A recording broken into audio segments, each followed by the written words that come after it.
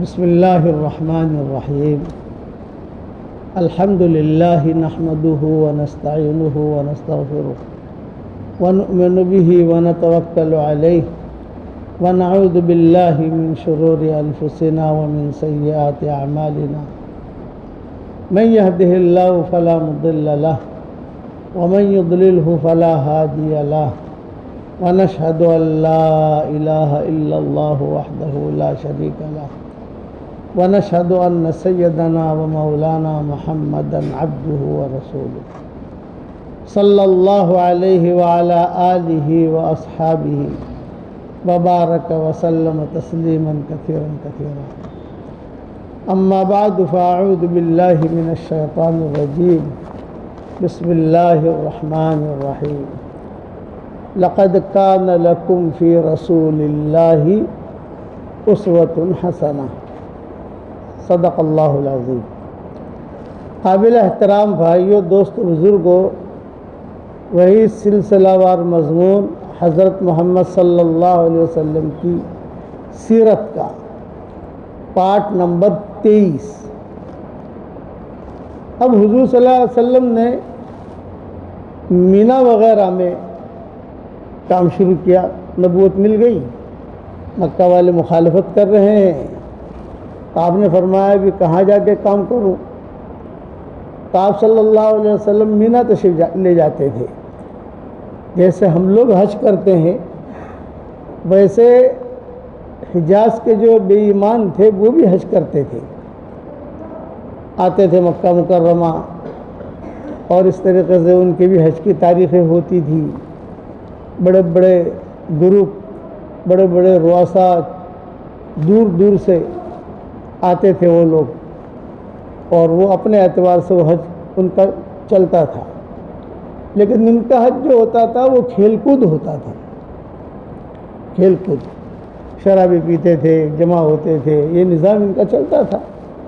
تو آپ صلی اللہ علیہ وسلم نے سوچا کہ بھئی یہاں تو کوئی کام کرنے کا موقع ہے نہیں، مکہ مکرمہ میں کسی سے بات کرو تو مخالفت کرتا ہے، تو کیا کروں؟ تو کبھی کبھار حضور صلی اللہ علیہ وسلم حج کے مہینوں میں سوق عکاظ، مجنہ، یہ بڑے بڑے بازار لگتے تھے وہاں، عکاظ، مجنہ ان کا نام ہوتا تھا، بہت بھیڑ ہوتی تھی، ساری دنیا سے اس وقت کے حجاز سے لوگ آتے تھے۔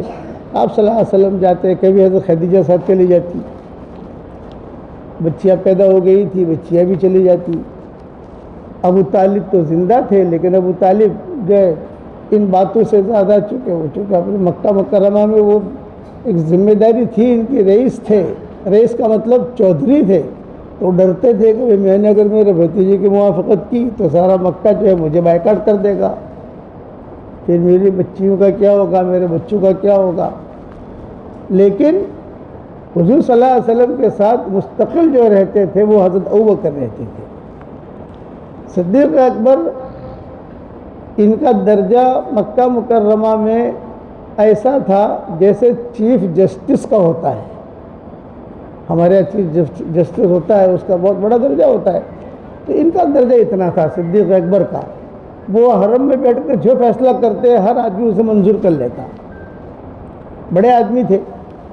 پھر ان کی خاص بات تھی صدیق اکبر کی، وہ جس قوم کے پاس میں لے جاتے، جس قبیلے کے پاس میں لے جاتے، تو اس کی تاریخ انہیں یاد ہوتی تھی کہ بڑا شاعر گزرا ہے اوپر، تو وہ یاد ہوتا تھا ان کو۔ تو حضور صلی اللہ علیہ وسلم کو کہتے تھے جا کر کہ یہ قبیلہ جو ہے یہ بہت اچھائیاں بیان کرتے تھے، جو قبیلے میں اچھائیاں بھی ہوتی ہے، برائیاں بھی ہوتی ہے، برائی بیان نہیں کرتے تھے، اچھائی بیان کرتے تھے کہ قبیلہ بہت اچھا ہے، ان کے یہاں خدمت کا بہت بڑا مادہ ہے، اور یہ لوگ جو ہے لوگوں پر خرچ بھی بہت کرتے ہیں، اور ان کے قبیلے میں اوپر 2 نسلوں میں، 4 نسلوں میں، 50 نسلوں میں اوپر ایک بہت بڑا شاعر گزرا ہے، اور اس کا یہ اشعار ہے۔ تو قبیلے والے خوش ہو جاتے تھے، اپنے خاندان سے قبیلے والوں کو پتہ ہوتا تھا کہ ہمارے خاندان میں اوپر کون کون گزرا ہے، کیا کام کیا ہے، بہت خوش ہو جاتے تھے، بٹھاتے تھے، ان کو جو ہے پانی پلاتے تھے قبیلے والے۔ پھر صدیق اکبر کہتے تھے کہ بھی یہ اللہ کے نبی ہیں، ان کی بات سنو۔ تو حضور صلی اللہ علیہ وسلم اپنی بات پیش کرتے تھے، کچھ لوگ قبول کرتے، کچھ لوگ قبول نہ کرتے۔ اسی دوران قصہ ہوا میسرہ کا۔ میسرہ دو ہیں، ایک میسرہ یہاں ملا حضور صلی اللہ علیہ وسلم کو مینا میں، اور ایک میسرہ ملا تھا شام میں۔ وہ شام والے میسرہ کا قصہ الگ ہے۔ میں ابھی چونکہ حضور صلی اللہ علیہ وسلم کو نبوت ملی ہے، وہ مضمون لے کے چل رہا ہوں۔ یہ مینا والا میسرہ ہے۔ دو میسرہ کے قصے حدیث کے اندر آتے ہیں۔ یہ میسرہ کا قصہ بیان کر رہا ہوں کہ بہت بڑا گروپ لے کر آتا تھا، جیسے ٹور لے کر جاتے ہیں نا ہمارے یہاں، یہ بہت بڑا گروپ لے کر آتا تھا وہاں، اور اس گروپ کے اندر بڑے بڑے مالدار لوگ ہوتے تھے میسرہ کے گروپ میں۔ آپ صلی اللہ علیہ وسلم، حضرت ابوبکر، اندازے کہ کچھ بیٹیاں بھی تھی ساتھ میں، حضرت خدیجہ بھی تھی، ایک چھوٹی سی جماعت تھی۔ تو یہ بہت تھک گئے تھے، گرمی بہت ہوتی ہے وہاں۔ جب تھک گئے تو صدیق اکبر جو ہے وہ ان کے ذہن میں یہ بات آئی کہ بھئی یہ بہت بڑا گروپ لے کر آتا ہے یہ میسرہ، تو ان کے پاس جائیں، تو ان کے پاس جائیں گے تو فائدہ یہ ہوگا کہ کچھ نہ کچھ پانی مل جائے گا، کھجوریں مل جائیں گی، تو بہت بڑا گروپ ہوتا ہے تو کھانا بھی مل جائے گا، کہیں کہیں بٹھا دے گا ہم کو۔ اور حضور بہت تھکے ہوئے تھے، غیر معمولی تھکاوٹ تھی۔ یہ سب جگہ دعوت دیتے وہاں پہنچے تو میسرہ تھا وہاں، اور پورا جو اس کا خیمہ تھا وہ خالی، کوئی نہیں تھا۔ بڑے بڑے چودھری تھے، لیکن کوئی مکہ گیا ہوا تھا، کوئی کہاں گیا ہوا تھا، کوئی بازار میں گیا ہوا تھا۔ تو صدیق اکبر رضی اللہ تعالیٰ عنہ نے میسرہ سے کہا کہ بھئی دیکھو، ہم جو ہے بہت تھکے ہوئے ہیں اور تمہارا خیمہ خالی ہے، اس لیے اگر تھوڑی دیر کے لیے ہمیں یہاں آرام کی جگہ مل جائے، تھوڑا ہم سستا لیں، تھکن اتر جائے گی ہماری، اور بچیاں بھی ساتھ ہیں ہمارے، تو تم تھوڑی سی اتنی مدد کرو۔ تو میسرہ اچھا خیال کا تھا، اس نے کہا ہاں ضرور آ جاؤ۔ بستر تو خالی تھی ہی، وہاں تو کوئی تھا ہی نہیں، اور کہا نہیں آرام کرو یہاں پر، یہاں آرام کرو۔ آپ پانی پلایا، کھجوریں کھلائی میسرہ نے، اور حضور صلی اللہ علیہ وسلم تو جو ہے لیٹتے ہی آنکھ لگ گئی، تھکے ہوئے تو تھی، ایک دم آنکھ لگ گئی آپ کی۔ اور صدیق اکبر وہ کبھی ایک دم سے سو جاتے، کبھی ایک دم سے جاگ جاتے، حضور کا کیا حال ہے دیکھو میں۔ تب جا کر انہیں صدیقیت کا درجہ ملا ہے۔ یہ صدیقیت کا درجہ جو ملا ہے یہ بہت اونچا درجہ ہے ہمارے شریعت میں۔ یہ خدمت کی ہے انہوں نے کہ وہ کبھی سوئے، کبھی نہیں سوئے، کبھی جو ہے وہ دیکھتے رہے، بھی بچیاں بھی ساتھ میں ہے، وہ بھی ساتھ میں ہے، اور مجھے یہ خیال رکھنا ہے۔ چنانچہ آپ کے ابھی آنکھ لگی ہی تھی کہ سارے چودھری آ گئے جو اپنے کام سے گئے ہوئے تھے، اور انہوں نے دیکھا بھی کوئی اجنبی آدمی ہے، بچیاں ہیں، یہ کیا بھی کون ہے یہ خیمے کے اندر؟ میسرہ کو پوچھا، لوگ وہی ذمہ دار تھا میسرہ، تو اس کو پوچھا کہ یہ کون لوگ ہیں، کیا بات ہے؟ تو میسرہ نے کہا کہ بیٹھو سوئے ہیں وہ، آپ بیٹھو۔ وہ سیٹھیوں کو بٹھایا اور بٹھا کر کہا یہ اللہ کے نبی ہیں جو سوئے ہیں وہ، اور میری رائے یہ ہے کہ یہ اللہ کے نبی ہے، تم مکہ میں آئے ہو اور تم حج کرنے کے لیے، اچھا یہ ہے گھر جانے سے پہلے اپنے علاقے میں جانے سے پہلے اسلام قبول کر لو، کہ تمہارے لیے بہت اچھا رہے گا، میں بھی مسلمان ہو جاؤں، تم بھی مسلمان ہو جاؤ۔ یہ میسرہ نے بات رکھی، تو یہ سارے کے سارے بھڑک گئے۔ انہوں نے کہا ارے نہیں تجھے پتہ نہیں ہے میسرہ، مکہ والے سارے اس آدمی کے مخالف ہیں، اگر ہم نے اس کا ساتھ دیا تو مکہ میں آنے کا ویزا بند ہو جائے گا، ہم مکہ نہیں آ سکیں گے، ہمارے یہاں سے کوئی نہیں آ سکے گا، یہ لوگ پابندیاں لگائیں گے، اس لیے یہ بات تو کر مت۔ لیکن یہ تو نے جو یہاں ٹھہرایا ہے ہمارے پوچھے بغیر، جگہ تو ہماری ہے، تجھے کس نے کہا یہاں ٹھہرانے کا؟ ہم سے پوچھ تو لیتا، یہ پیسے تو ہم دے رہے ہیں، تو ہمارا خادم ہے، ٹور لے کر آتا ہے، تیرا تو اتنا ہی ہے نا، سارا کھانا پینا، گھوڑے گدھے جو بھی ہے، اٹھنیاں سارا خیموں کے خرچے سارے ہم دیتے ہیں۔ تو دو چار جو ہے یہ بڑے شریر تھے، بعض آدمی ہوتے ہیں، کوئی مجمع ہوتا ہے، اس مجمع کے اندر کچھ لوگ بہت خبیث مزاج کے ہوتے ہیں، مزاج میں خباثت ہوتی ہے، کوئی کام ہوتا ہے نہیں، ان کا کام ہی ہوتا ہے فتنہ کرانا، فساد پھیلانا، ان کا کام ہی ہوتا ہے فساد پھیلانا۔ یہ ہر جگہ ہوتا ہے، اس دور میں کچھ زیادہ ہی ہے، اور ایسوں کو اللہ پھر ہلاک بھی کر دیتا ہے۔ ایسے آدمیوں کو اللہ تعالیٰ، میں مسجد نبی میں بیٹھا ہوا اور ایک آدمی بھاگا ماشاء اللہ مولانا مولانا مولانا السلام علیکم وعلیکم السلام، مولانا یہ شورى عمارت کا کیا مسئلہ ہے؟ میں کہا شرم بھی آتی ہے نہیں آتی؟ کہاں بیٹھا ہوں میں، کیا بات کر رہا ہے تو؟ آپ کو شرم بھی آتی ہے نہیں آتی کہ میں حضور کے قریب بیٹھا ہوں اور تجھے یہاں شورى عمارت کی پڑی ہے؟ کیسے فتنے لوگ ہوتے ہیں کہ جب بھی کوئی مسئلہ آئے گا تو ان کا کوئی کام نہیں، بس اتنا کرانا، اس کو بولنا، اس کو پوچھنا، اس کو بولنا۔ میں نے کہا کبھی جو ہے تو 3 چلے لگا، تو بگڑا ہوا مال ہے، جو بگڑا ہوا مال ہوتا ہے وہ بگڑے ہوئے تھے، ظاہر کے اندر جو ہے وہ اچھے تھے لیکن بگڑے ہوئے۔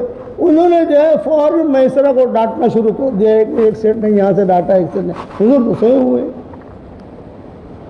تھکے ہوئے تھے، تو وہ شرارت تھی ان کے دماغ کے اندر، اور شرارت ہوتے ہی جو ہے انہوں نے، کسی نے حضور کا ہاتھ پکڑا، کسی نے پاؤں سے حضور صلی اللہ علیہ وسلم کو مارا، اٹھو اٹھو بھی، ہماری جگہ خالی کرو، ہماری جگہ خالی کرو، یہاں سے نکلو، تم کیسے آ گئے؟ اب کچی نیند کے اندر آدمی ویسے بھی چکر آتے ہیں، اسے کچی نیند ہو نا تو آدمی کو چکر آتے ہیں، آدمی نیند کے بعد اٹھتا ہے، تھوڑا سنبھلتا ہے، سنبھل کر پھر اپنا کام شروع کرتا ہے۔ انہوں نے یہ حرکت کی حضور صلی اللہ علیہ وسلم کے ساتھ۔ صدیق اکبر نے حضور صلی اللہ علیہ وسلم کو سنبھالا، بچیوں نے بھی سنبھالا، اور پھر آہستہ آہستہ حضور صلی اللہ علیہ وسلم کھڑے ہوئے۔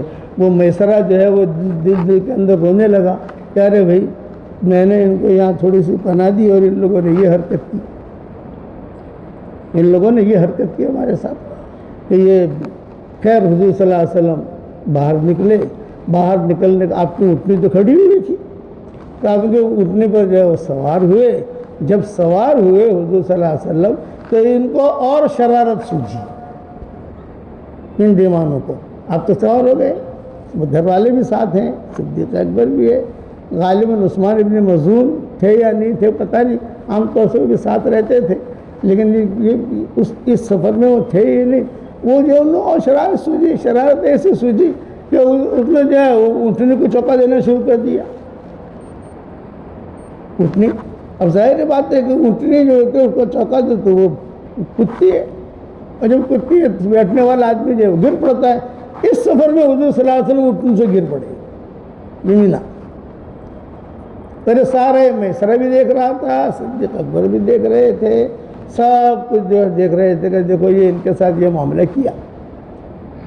جب حضور پانی ہے، جب حضور صلی اللہ علیہ وسلم گر پڑے تو ایک صاحبزادی حضور صلی اللہ علیہ وسلم کے لیے پانی لے کر آئی، چونکہ گر پڑے کپڑے بھی تھوڑے سے خراب ہوئے، اور جو ہے تھوڑا سا داڑھی کے اوپر بھی کچھ غبار آ گیا یا ہے، تو انہوں نے بیٹی جو ہے وہ روتے ہوئے حضور صلی اللہ علیہ وسلم کا چہرہ وغیرہ صاف کیا، تو حضور نے اس وقت ایک جملہ کہا، یہ کہا کہ بیٹا فکر مت کر، آج مجھ پر یہ حالات ہے، ایک دن آئے گا کہ انشاءاللہ ہر کچے پکے مکان میں اللہ اس دین کو پہنچائے گا، ہر کچے پکے مکان میں ساری دنیا کے اندر یہ دین اللہ پہنچائے گا، یہ کلمہ اللہ پہنچائے گا۔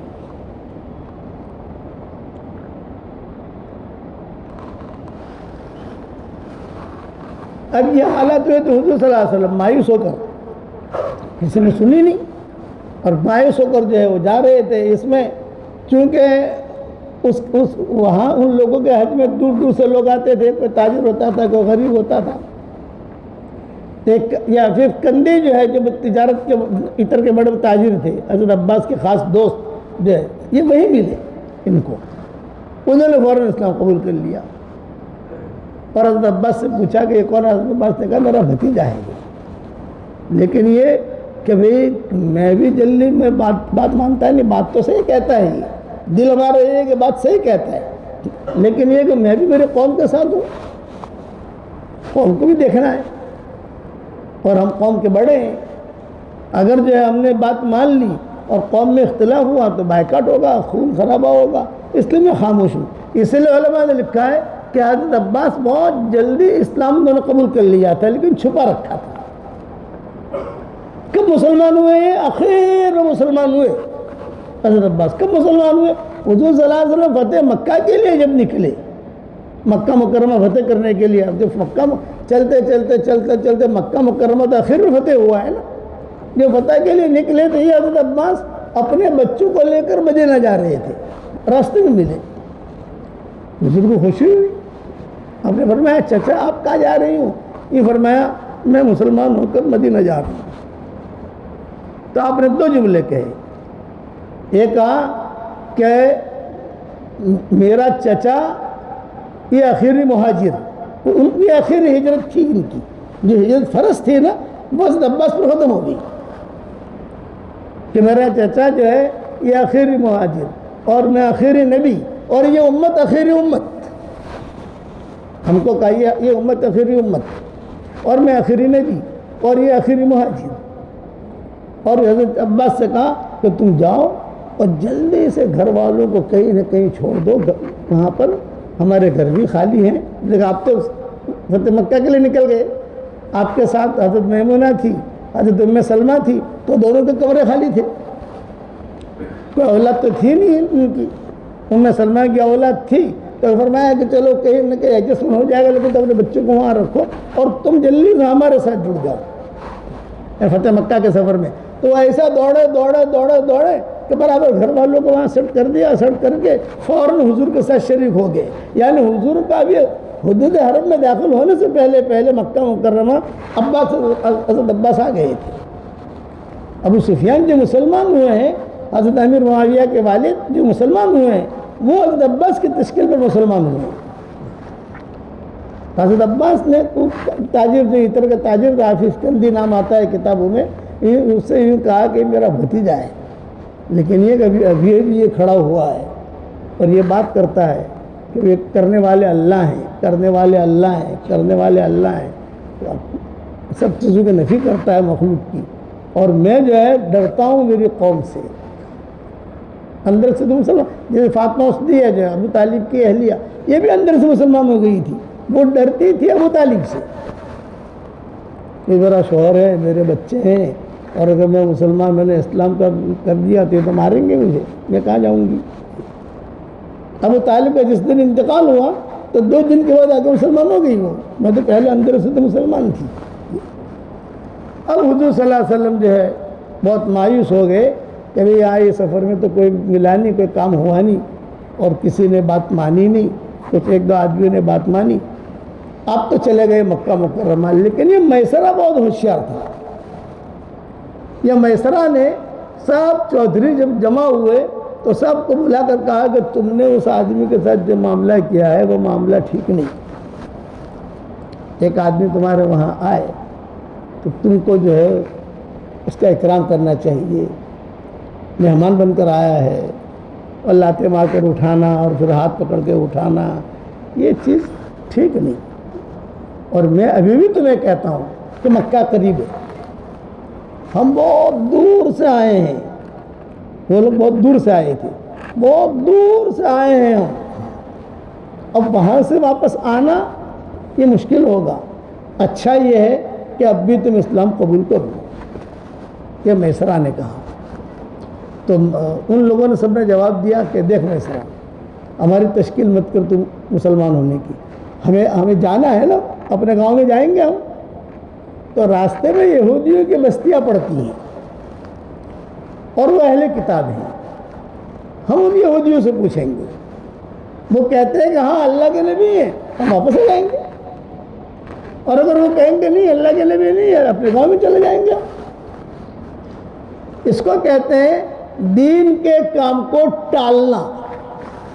جو آدمی دین کے کام کو ٹالے، دل میں یہ ہوا کہ 2 رکعت نماز پڑھ لوں، اب کا نہیں تو بعد میں پڑھ لوں گا، وہ آدمی محروم رہتا ہے۔ دل میں آیا کہ میں فلاں جگہ مسجد بن رہی ہے، مدرسہ بن رہا ہے، میں کچھ پیسے دے دوں، تو یہ اللہ کا مہمان ہے جو آپ کے دل میں آیا ہے، کر لیجیے آپ۔ تو اچھا بعد میں کر لوں گا، 1 سال کے بعد کر لوں گا، 2 سال کے بعد کر لوں گا، بعد میں یہ کا محروم ہو جائے گا، وہ زیادہ دن چل نہیں سکے گا۔ تو دین کی بات ٹالی ان لوگوں نے۔ سارا قافلہ روانہ ہوا، یہودیوں کی بستیوں کے اوپر سے گزر ہوتا تھا، چونکہ وہ لوگ بھی خیال رکھتے تھے، یہ لوگ بھی خیال رکھتے تھے، بستیاں بہت تھیں ان کی، نصارہ کی بستیاں بھی تھیں، یہودیوں کی بستیاں بھی تھیں، تو ان کو جو ہے جا کر پوچھتے۔ یہ میسرہ خود کہتا کہ دیکھو چچا، ایک چودھری تھا، اس کو کہتے کہ چچا دیکھو یہ یہودیوں کی بستی ہے، یہ ان کے بہت بڑے عالم ہیں، یہ بھی بڑے عالم ہیں، یہ بھی بڑے عالم ہیں، ان سے پوچھو، ابھی مکہ قریب ہے۔ تو پوچھتے تو کہتے ہاں وہ نبی اللہ، وہ اللہ کے نبی ہے، یقینی طور پر اللہ کے نبی ہے، اور ہماری کتابوں میں لکھا ہوا ہے۔ اچھا تو تم لوگ کیوں مسلمان نہیں ہوتے؟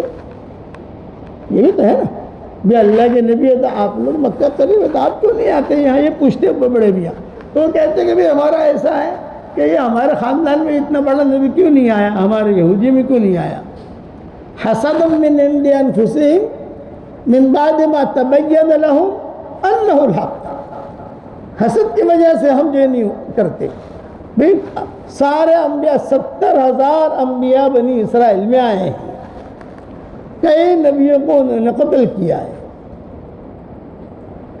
تو بولے کہ اتنے سارے انبیاء ہمارے خاندان میں آئے، فلاں خاندان میں اتنے آئے، فلاں خاندان میں اتنے آئے، فلاں یہ کیسے چلا گیا؟ بنی اسماعیل میں کیسے چلے گئے یہ لوگ؟ یہاں کیسے پیدا ہوئے؟ حسد، قرآن کہتا ہے حسد من بعد ما تبین لهم انہ الحق، حسد کی وجہ سے، حالانکہ وہ جانتے تھے۔ دوسری جگہ قرآن میں اللہ فرماتے ہیں الذین آتیناہم الکتاب یعرفونہ کما یعرفون ابناءہم، ان یہود نصارہ کو جو ہم نے کتاب دی ہے، تورات انجیل ساری کتابیں دی ہے، وہ حضور صلی اللہ علیہ وسلم کو ایسا پہچانتے تھے جیسا آدمی اپنے بیٹوں کو پہچانتا ہے کہ اللہ کے نبی ہے۔ لیکن حسد، اندر کا بغض، یہ اندر کا رذائل، ہم اس وجہ سے مسلمان نہیں ہوتے، لیکن ہے وہ اللہ کا نبی، یہودی کہتے تھے۔ تو میسرہ چودھریوں کو کہتا تھا، دیکھو یار میں کہتا تھا نا کہ اللہ کے نبی ہے، ابھی مکہ قریب ہے۔ تو چودھریوں نے کہا کہ تو زیادہ بات مت کر، ہم آئندہ سال دیکھیں گے، ہر سال آتے ہیں حج کے لیے، آئندہ سال دیکھیں گے۔ یہ کہتے کہتے سارے کے سارے اپنے علاقے میں پہنچ گئے، اور جگہ ان کی بہت دور تھی مکہ مکرمہ سے، وہاں پہنچ گئے۔ لیکن میسرہ جو ہے وہ تشکیلیں کرتا رہا کہ دیکھو پھر سے حج کا مہینہ آ رہا ہے، ہم سب کو حج میں جانا ہے، کون ہے کون چلے گا، کون چلے گا، ٹور چلانا تھا نا اس کو تو، اور سب کی خیر خبر لینی تھی، کون کرے گا کون کرے گا۔ حالات کچھ ایسے آئے ان کے علاقے میں کہ لوگ مکہ نہیں پہنچ سکے، حالات نے گھیر لیا، خدا نخواستہ بیماری آ گئی یا پہ پیسوں کی کمی ہو گئی، یہ لوگ حج میں نہیں آ سکے۔ تو میسرہ نے کہا کہ دیکھو ہم جا نہیں سکے حج میں، آئندہ سال جائیں گے۔ جب دوسرا سال آیا تو اس میں اور حالات خراب ہو گئی، تیسرا سال آیا اور حالات خراب ہو گئی، 23 سال تک وہ لوگ مکہ نہیں پہنچ سکے، 23 سال 23 ایئرس، اور ایک ایک کر کے یہ لوگ مر گئے، جو بوڑھے تھے ایک ایک کر کے۔ میسرہ جو تھا یہ جوان تھا، تو اس نے یہ سوچا کہ یار یہ جنت میں جاوے جہنم میں جاوے، میں میری فکر کیوں نہ کروں بھائی۔ لوگوں سے خبریں لیتا تھا پانے کہ جی آج حضور کہاں ہے، یہاں تک کہ حضور صلی اللہ علیہ وسلم کی ہجرت کا بھی اسے پتا، غزوات جو ہوئے اس کا بھی اسے پتا۔ ہوشیار آدمی تھا، جو آدمی خیر کو ڈھونڈے گا تو خیر اس کو ڈھونڈے گی، اور اگر کوئی آدمی غافل رہے گا تو ہمیشہ غافل ہی رہے گا، یہ یاد رکھنا۔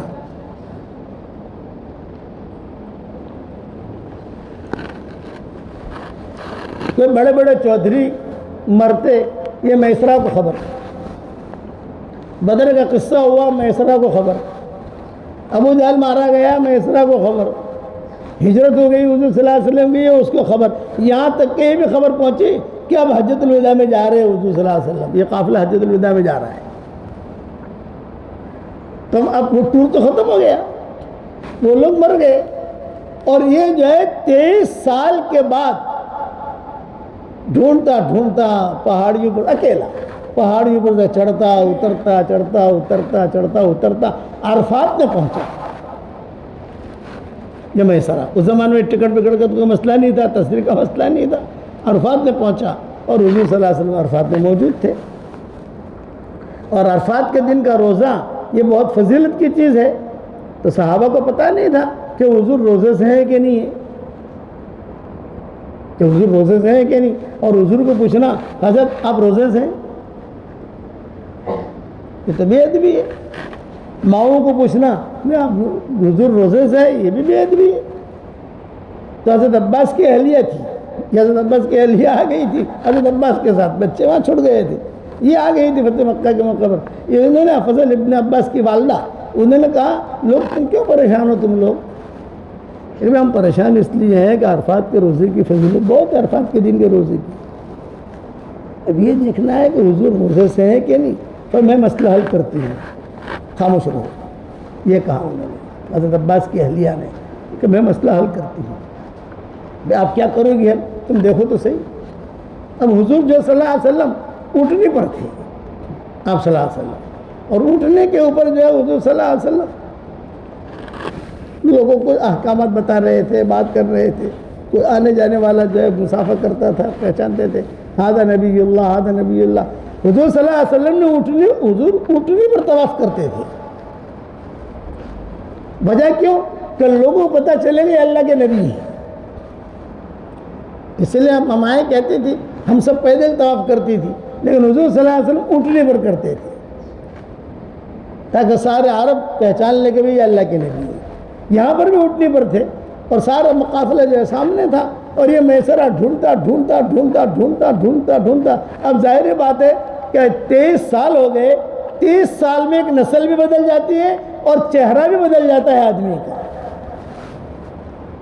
30 سال کی عمر میں 30 سال. اب یہ ہماری مہندی والی مسجد ہے, ابھی جو بیٹھے ہیں یہاں پہلے صف کے اندر ہوتے ہیں, 30 سال کے بعد دیکھو تو یہاں دوسرے لوگ ہوں گے. ایک نسل. ابھی تو 23 سال ہو گئے, اس کا چہرہ بھی بدل گیا. حضور صلی اللہ علیہ وسلم تو اپنے شان آن بادشاہ کے ساتھ تھے. تو صحابہ یہ دیکھتے تھے کہ حضور عرفات کے میدان میں روزے سے ہیں کہ نہیں, پوچھ نہیں سکتے. تو اتنے میں حضرت عباس کی والدہ جو حضرت عباس کی اہلیہ محترمہ یہ آئی دودھ کا پیالہ لے کر, اور سارے مجمع کے سامنے حضور صلی اللہ علیہ وسلم کو دودھ کا پیالہ پیش کیا عرفات میں. اور حضور صلی اللہ علیہ وسلم نے سب کے سامنے پیا, تو سارے مجمع کو پتہ چل گیا کہ آپ روزے سے نہیں ہیں. یہ مسئلہ حل ہوا. تو یہ میسرہ اس وقت وہاں پہنچا جب حضور دودھ پی رہے تھے. وہ سمجھ گیا کہ ہاں بھائی میں ٹھیک پہنچا ہوں. یہ وہی ہے جو 23 سال پہلے ہماری ملاقات ہو گئی.